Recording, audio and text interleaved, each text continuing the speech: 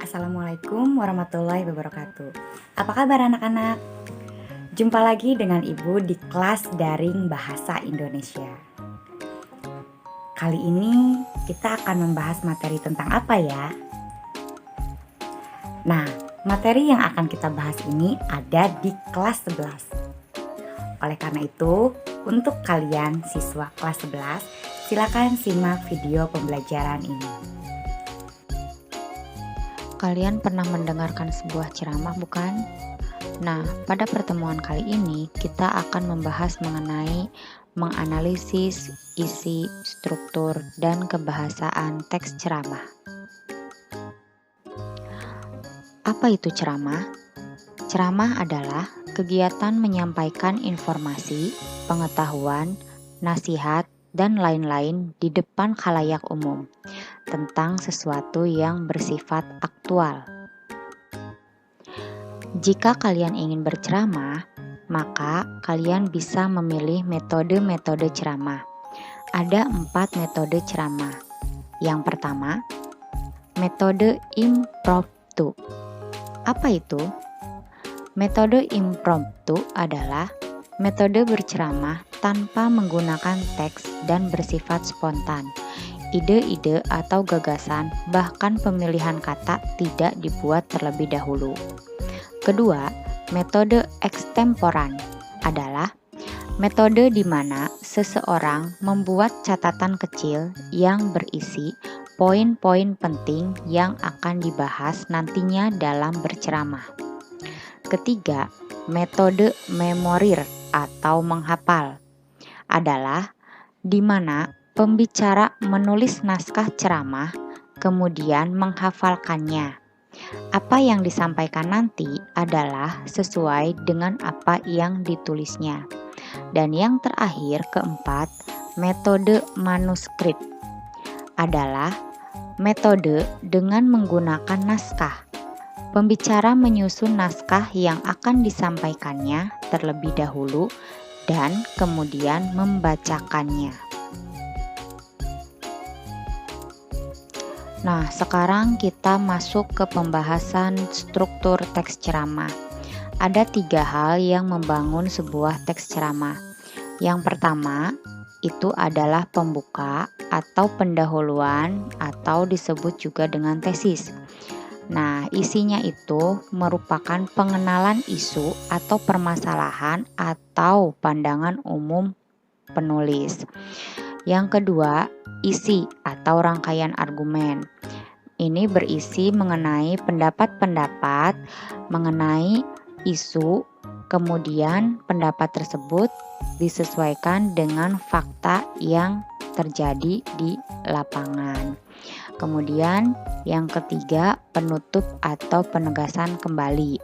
Nah, ini isinya mengenai simpulan atau rangkuman dari awal sampai akhir teks ceramah tersebut.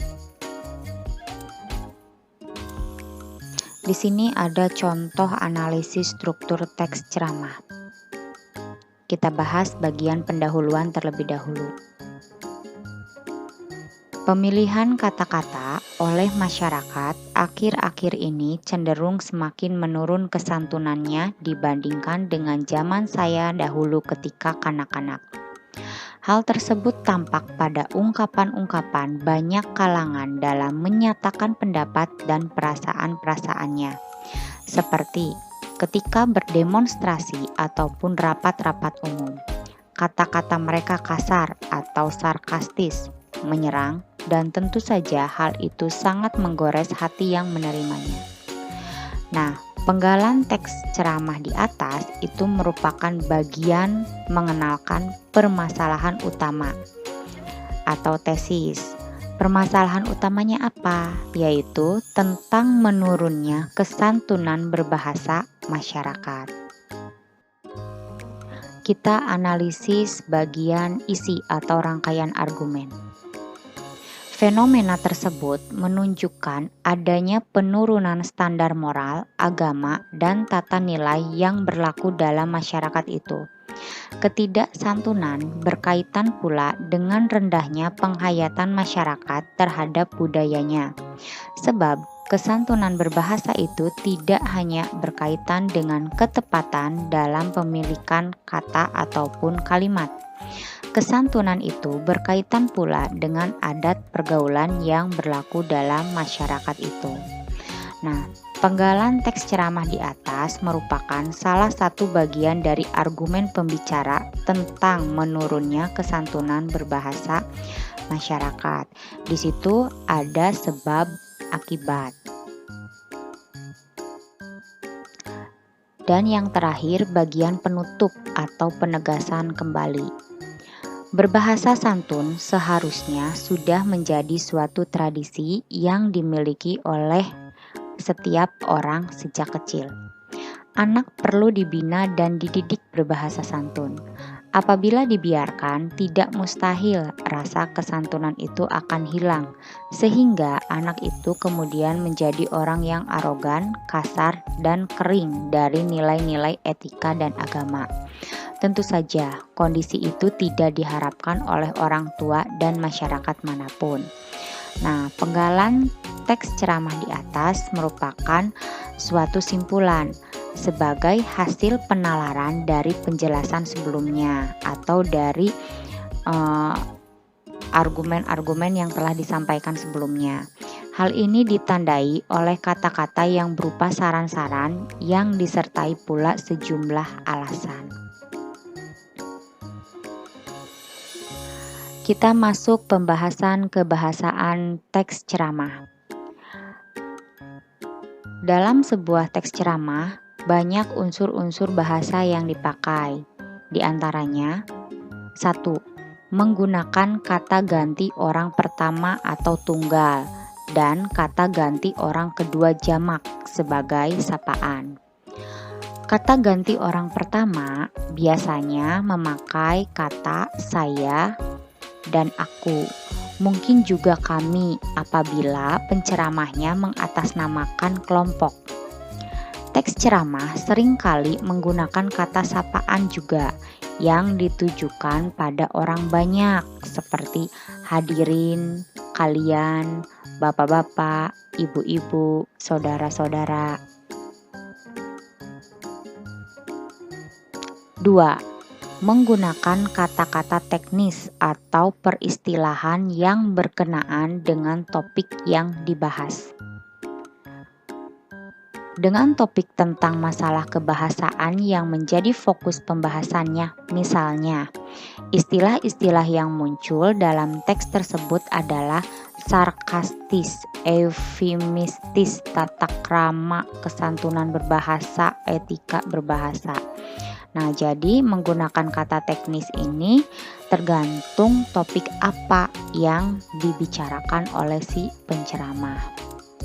3. Menggunakan kata-kata yang menunjukkan hubungan argumentasi atau sebab akibat. Misalnya, jika maka, sebab, karena, dengan demikian, akibatnya, oleh karena itu. Selain itu, dapat pula digunakan kata-kata yang menyatakan hubungan temporal ataupun perbandingan atau pertentangan, seperti sebelum itu, kemudian, pada akhirnya, sebaliknya, berbeda halnya, namun. 4. Menggunakan kata-kata kerja mental seperti kata diharapkan, memprihatinkan, memperkirakan, mengagumkan, menduga, berpendapat, berasumsi, menyimpulkan. Dan yang terakhir, 5. Menggunakan kata-kata persuasif atau ajakan. Contohnya seperti kata hendaklah, sebaiknya, diharapkan, perlu, harus. Bagaimana? Kalian telah paham dengan materi yang tadi Ibu jelaskan? Terima kasih telah menyaksikan video ini dengan seksama. Sampai jumpa lagi di video selanjutnya dan tentunya masih di kelas daring bahasa Indonesia. Assalamualaikum warahmatullahi wabarakatuh.